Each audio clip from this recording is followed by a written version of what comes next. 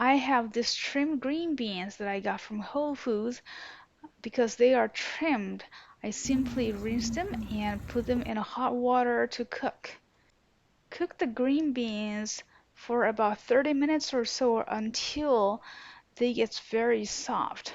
So after boiling the green beans for 5 or 10 minutes, it looks like it's ready to eat, but I want to make sure I cook the green beans until it gets soft. Once done, drain the water and leave just a little bit of the water from the pot, or simply add a little bit of water into the blender and blend it using the baby food processor or blender.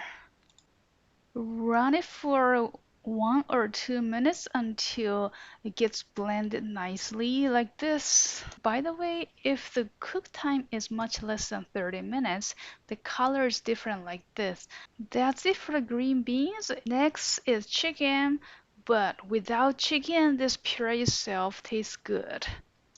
So for the chicken, I boil them in hot water, but just use the medium low heat and just let it simmer for about 10 minutes or so until it gets fully cooked. Once cooked, drain all the water. Make sure to drain all the water because the water is oily. I just use my fingers to break them apart and put them in a blender. Add a little water so that blender can blend it easily, smoothly. Let it run for a few minutes. The last step is to simply mix them together. Mix the green beans puree and the chicken puree together using a spoon or anything else and just blend it very well. Green beans and chicken goes very well together.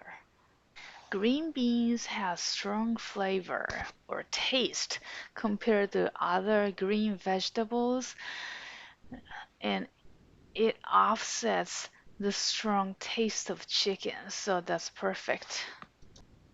Mixing this with rice is good too.